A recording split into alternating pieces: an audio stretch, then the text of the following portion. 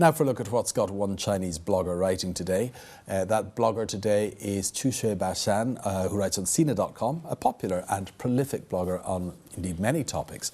Now in today's blog he's looking at the recently finished third plenary session, or the third plenum, a general meeting of the 18th Central Committee of the Communist Party of China.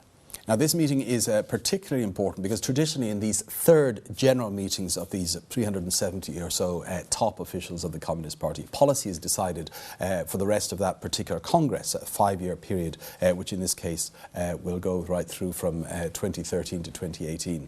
It finished on Tuesday and issued a communique, a sort of a brief summary of areas that had been agreed upon. Now rather than looking at the obscurely worded document that came out of the meeting and its sort of vague aspirations towards reform, our blogger has simply listed what he feels are the real aspirations closest to the heart of ordinary Chinese citizens from this kind of meeting. Here's his take. The Chinese people are hoping for reforms to come out of this third plenum, but just what are the hopes of the common people? 1, they want a mechanism that will ensure reasonable but steady increases in income. 2, they want corruption to be dealt with. So far, the more anti-corruption crackdowns we've had, the worse corruption has been. 3, they want a more just, fair and open social environment, especially in terms of the government's work and duties.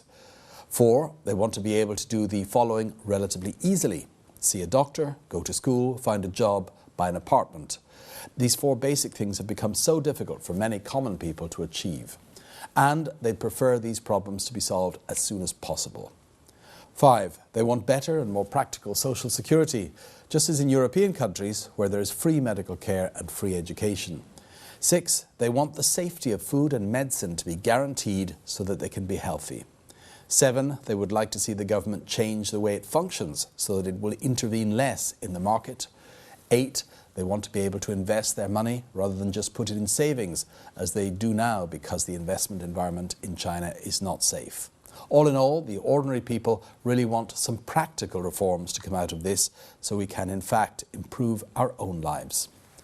Well, following that blog, we've taken a number of sort of responses to it to give an idea of what people are saying about it. This poster sees something missing from his or her wish list and expresses this: I don't see my hope for judicial independence. Without an independent judicial system, all we'll get is talk, but no action, and that means corruption will be hard to hold back.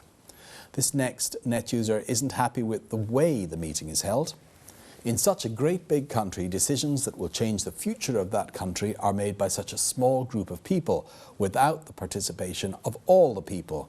We don't know what they've discussed, but the result of their discussions may decide our nation's destiny. And finally, this poster isn't too happy either. You're so optimistic about this, but there's a huge gap between words and action, and that's because the obstructions are getting bigger and bigger. Well, with that comment, we wrap up our China blog section, and next up, we ask people on the streets of Beijing about the very Chinese phenomenon of taking an English name.